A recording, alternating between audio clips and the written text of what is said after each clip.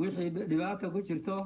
sheekhani dhibaato ku waa jirto sheekh caana iyo munkar iyo waana cudwaana sheekhi weynaa iyo qabyaalad sheekh cali iyo warsame reer maxay ee naga rabaan aasaasay iyo aan iska ururka dhicino ururweynaha waxaasoo dhan waxa weeye tacaawun cala alithmi la yidhaahdo والعدوان alitixaad laysu kaashmada walislaamiya bay noqonaysaa amba marka alitixaad inaynu ka dheeraano maxaan ku dhahdaa wax alitixaad allaale wixii noqonaya waa cudwaan ururkii noqonaya ururiyey afrika xadgudub noqonaya dagaalan maslaxada ummadda ka soo horjeeda dagaalama yeesha inaynu markaa ku ilaa dadaalo haddana oo aynu kulligeen noqono waa aynu ama isaga shabaab mid ahaadaan noqono aba waa isbedbedelay waa oo dhalinyartii diiniya soo tababaraya oo diintuna keenayso waana sheekhi ugu diintuna caalimsanaa ina farayso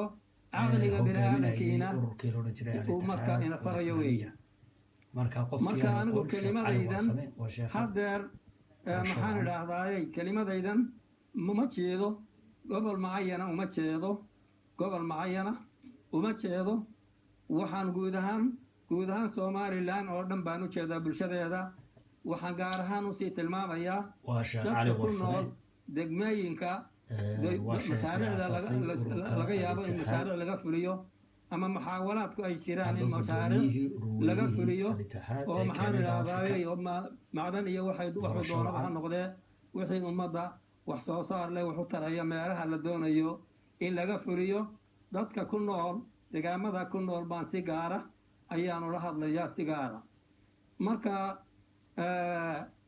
marka waxa weeye ahamiyada uu leeyahay mashaariicdaasu ay leedahay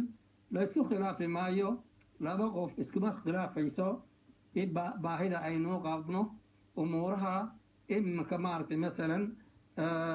umuuraha laynoo soo bandhigayo ama macadin ama biyo ha noqoto ama baasiin ha noqoto ama macdan kale ha noqoto waxa weeye cid inooga baahi weyne ma jirto dhulkeennuna waa dihin yahay oo cid wax ka gurtay dhagax ka qaaday ma jiro waxa weeyaan haddii wax inooga faa'iideynaya aynu helo iyaguna ha ka faa'iidaysteene wax inooga faa'iideynaya haddaynu helo waxa jib bay noogu tahay kulligeen